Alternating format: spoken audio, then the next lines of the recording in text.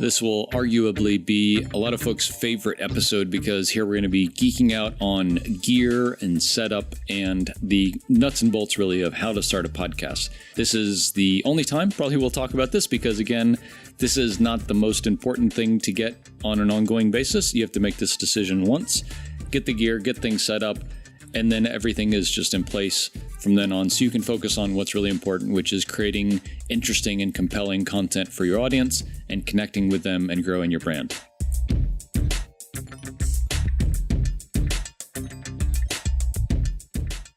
Welcome back to the Audience Podcast. I'm Craig Hewitt, your host. And here we're going to be talking first about gear, a lot of folks' favorite subject, and for good reason. You don't want to have a bad sounding podcast. And this is an important thing to talk about as we're getting started, is you have to have a podcast that sounds good and is pleasing to your listeners. Podcasting is more and more competitive every day, and now the minimum bar of audio quality is relatively high. You have to have a good sounding podcast that's interesting and is not kind of harsh for your listeners to listen to. You have to have something that sounds good. And really the first place that starts is with a good podcasting microphone. We get pretty opinionated about podcasting microphones here at Castos because we have a lot of experience on the post-production side as well. Castos Productions is a done-for-you service inside of our hosting platform that allows you to just upload the raw recording files like this, and then our team takes care of all the editing, mixing, and production of your podcast after that. So you don't have to do any of this work in Audacity or Hindenburg or Adobe Audition. And with that, we've seen a lot of really good sounding audio, and we've seen a lot of really bad sounding audio. And we've done a lot of pattern matching around what makes a good sounding podcast and what doesn't, and what makes a podcast that our audio engineers have trouble with and that ultimately people just aren't happy with the results of. And so here's the skinny on recording a good sounding podcast. The microphone is the most important thing. And the microphone that we recommend to almost everybody is the Audio-Technica ATR 2100. If you've done any research about podcasting, you'll see that this is the most recommended mic by a lot of people. It's relatively inexpensive. It's about $65 on Amazon right now. And it plugs right into your computer. So you don't need any other kind of gear or stuff to use, like an audio interface or a mixer board or anything like that. You take the USB cable from the microphone, plug it into your computer, turn it on, and go. We really like this microphone because it's also really forgiving. Another popular microphone that you'll hear recommended a lot is the Blue Yeti. This is a really, really, really high quality microphone, and that's a really good thing, and it's a really bad thing sometimes. The Blue Yeti is an excellent microphone if you are in an environment that is really good for audio quality. This would be something like a sound booth, like a professional sound booth where recording artists would record songs or voiceovers or things like that. The Blue Yeti really shines here because it has a really deep sound to it. But if you are in a shared working space, a co-working space, or in an office where there's other stuff going on and there's the door open and the trash man outside, the Blue Yeti is going to pick up all of this sound just from the type of microphone it is. And again, we're not going to go into all the details of audio physics here, but just to know that if you want to get a really high quality mic, the Blue Yeti is a decent option if you are in a perfect sound environment. If you are not, do not get that mic because it will pick up a lot of the environmental noise around you and it will make the post-production process very difficult for you or the audio editor you're working with. If you're a real audiophile and want to go up market a little bit from the Audio-Technica ATR 2100 that we recommend, the next step up there that we really like is the Shure SM7B. Again, we'll have links to all this in the show notes for this episode, castos.com/podcast. The Shure SM7B is the workhorse of a lot of audio producers, and it's a really, really high quality mic that has really great kind of depth of voice. You might pick up a little more quality to the recording with the Shure SM7B than you would the Audio-Technica ATR 2100. But with this, it is an XLR mic, so the connection type on it is different. It doesn't plug right into your computer. You would need an audio interface between the microphone and your computer or your recording device. And so this could be something like a Zoom H6, which is like a portable recorder that has an XLR connection. So you could plug the Shure microphone right into that. Or you could use something like a Scarlett Focusrite, which is a preamp that the microphone would plug into, and then the Scarlett Focusrite would plug then into your computer for you to record on your digital workstation. So that's podcasting microphones. The easy answer is buy the Audio-Technica ATR 2100. That's what I'm using in this podcast, and it's the one that a lot of podcasters get started with, and it certainly is good enough for you to record high-quality audio. There's a couple of accessories that go along with this as well that make your life so much easier, again, in terms of recording good quality audio and not doing a ton of work in post-production. The first and most important of which is a pop filter.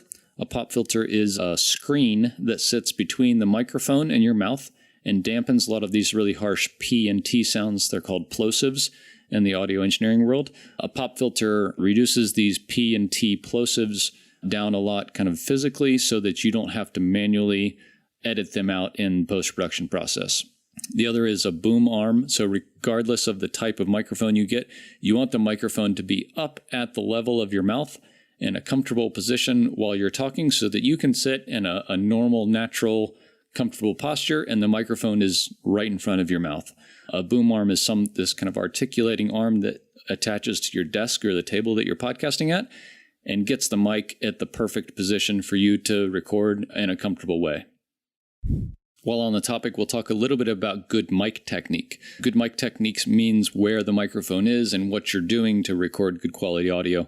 So typically you want the microphone pretty close to you, typically about a fist width apart, so maybe like an apple space between your mouth and the microphone. You don't want to get too close, but you don't want to be too far. You want to be able to turn the microphone up loud enough to where when you're talking and you're looking at your recording tool, you're getting all the way through the green aspect of the kind of voice register, not into the yellow and certainly not into the red where clipping occurs. So depending on the tool you're using to record your audio, it will have this kind of register, this volume meter. You want to be talking to where your voice gets into the green, a little bit into the yellow, but never into the red. Clipping is one of the very few things you can't solve in the post-production process. And so adjusting the volume of the input of your microphone and the space between your mouth and the microphone and how loud you're talking to achieve this kind of volume setting or result is what you want to do. Recording at this ideal kind of volume gives you a lot of flexibility in the post-production process to alter the sound that you've recorded without sacrificing any of the natural sound of your voice. In terms of recording, you really have two scenarios that you'll probably fall in. One is recording something by yourself or just locally. And this is a scenario like this episode where it's just me. I'm recording in my office and I'm recording in a tool called Audacity. It's a free open source tool that works both on Windows and on Mac. And it's a really powerful audio editor as well.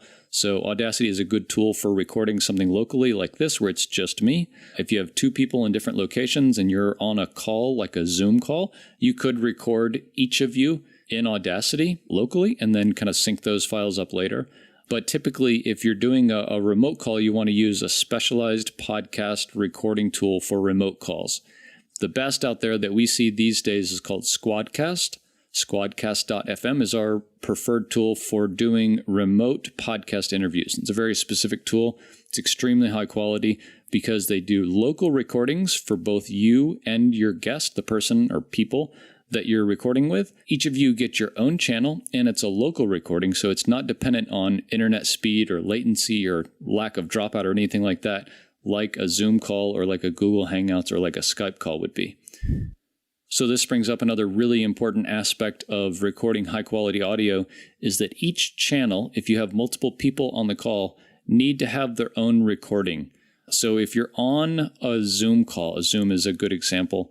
By default, Zoom, as a conference calling service, compiles all of the participants into one channel. There's a setting in there to record separate tracks for each participant. You would want to check that on if you're using Zoom. Typically, we don't recommend Zoom in most situations because it doesn't record a really high quality audio file. It compresses the file down quite a bit to get it into be a manageable file size. But for podcasting, we want the best and biggest recording quality and fidelity that we can, which is why we typically don't recommend Zoom. But if you can't or don't want to use a tool like Squadcast, Zoom is another decent option. We particularly like Zoom if you have to call someone on the phone to record a podcast with them. Again, if you called someone on the phone, you probably wouldn't have a podcasting microphone on their end. So this is not the most ideal situation. But I know a lot of times that this is just all that you have. And as podcasters, we have to kind of adapt to the cards that we're dealt. And so, calling somebody to get their part of your podcast is something you have to do. In that case, Zoom is actually a good option because there are call-in numbers for Zoom, and somebody on a phone can call in and do it there. And the thing we recommend if somebody has to be on the phone is to ask them to be in a quiet, calm place with some kind of earbuds in, whether it's, your Apple AirPods or the wired earbuds that come with your mobile phone. Those will give a better sound than just the regular built-in native microphone for a mobile phone. So we touched on gear a little bit. So the Audio-Technica mic is the one we use. I have a pop filter, a boom arm, and I'm recording this segment, since it's just myself, in Audacity. If you're going to do remote calls, make sure you have separate tracks for each participant. And we like Squadcast.fm for doing podcast-specific remote interviews. Once you have your podcast recorded, editing becomes the next step in creating your first podcast episode. We mentioned Audacity as a free open source tool. It's a tool we really like and use a lot for both recording and some light editing. If you want to use a more premium tool, you can look at either Adobe Audition or Hindenburg as really kind of high quality, more premium tools. Both of them are paid, whereas Audacity is a free and open source tool. From there, we move on to the subject of an RSS feed and distribution into podcasting directories. So your podcast really doesn't exist without an RSS feed.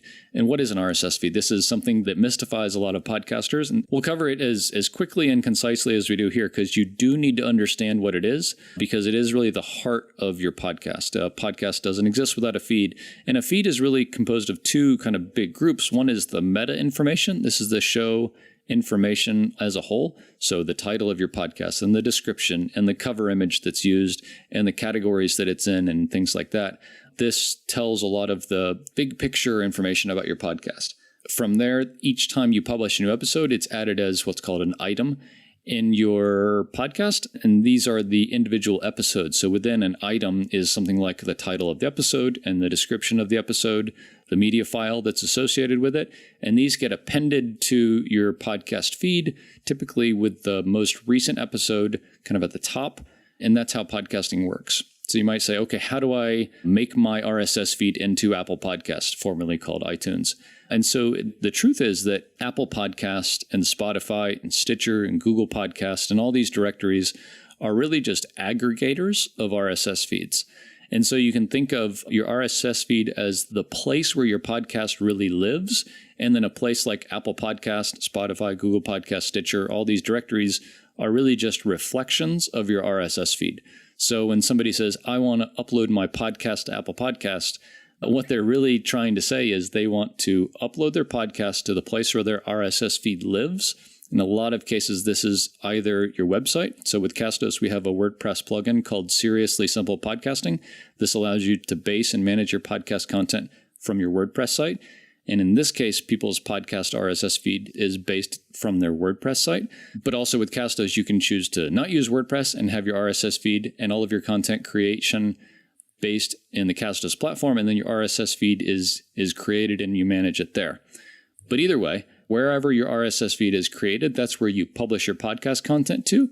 And then once you've submitted your podcast to those various directories like Apple Podcast and Spotify and Stitcher, every time you publish a new episode or you change information about your show as a whole, those directories reflect that change and show the new image that you updated or the new episode you published. So once you've submitted your podcast to places like Apple Podcast or Spotify or Stitcher, if you want to change something about your podcast, change it wherever your RSS feed originates, and those directories will see that change in your RSS feed and then reflect that change in their listing for your show.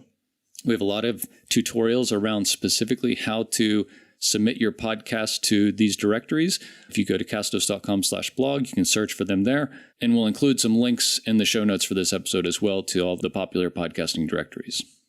Okay, so we've covered some gear, the microphone and setup, how to record and edit your podcast, and then what an RSS feed is and how to submit that to the various podcasting directories. I'll touch on the directories one more time because I kind of touched lightly on them before, but a podcasting directory is really the place where people will find your show. So it is important to submit your podcast to all of the appropriate podcasting directories so that your audience doesn't have to go out of their way to listen to your podcast. You want to put your podcast where your audience already is so that they can listen to your show kind of naturally and organically in the channel and the medium that they already listen to the rest of their shows. So we'll include a full list of all the major podcasting directories in the show notes for this episode, but here's a quick rundown on the most popular ones that you want to make sure your podcast is in. The first is Apple Podcast. It still is the king of podcasting. The next is Spotify. It's the up-and-comer these days and is challenging a lot of things that Apple is doing with their podcasting. And then comes Stitcher and Google Podcasts. And from there, a lot of syndication happens to third-party apps. So you might say, oh, Craig, I listened to my podcast in Overcast. Overcast really takes information from Apple Podcasts, it crawls it, and then ingests that information itself and lets you search and subscribe to podcasts from their mobile app. And so Pocket Cast and Castro and Overcast, Downcast, a lot of tools like this that are mobile podcast catchers. A lot of tools like this that are just mobile podcast apps, we call them podcatchers, really get a lot of their information from Apple Podcasts. So that's really the place you need to be, 100% for sure. Things like Spotify, Stitcher, Google Podcasts are also really important. There's some ancillary podcasting directories that, depending on where you live and what your topic is about, are also really important. And again, we'll include those in the show notes for this episode. Go to castos.com/podcast to get that full list. Okay, so we've covered a lot in this episode, a lot of really nitty-gritty tactical information about gear and setup and editing and recording, RSS feeds and podcasting directories. Again, all this is really important stuff that you just need to figure out one time. Hopefully we've given you a really simple and concise framework for how to do all of that here. There's a lot more information about all of this stuff on our blog. If you want to go to castos.com/blog, search for our How to Start a Podcast post. It runs through all of this in a lot of detail. We have a lot of videos there as well. But suffice it to say, this is information that we need to figure out and get done once at the beginning. And then from there, we're going to focus all of our efforts on an ongoing basis with this show, with the Audience Podcast, on creating awesome content and on connecting with our audience and growing our listenership.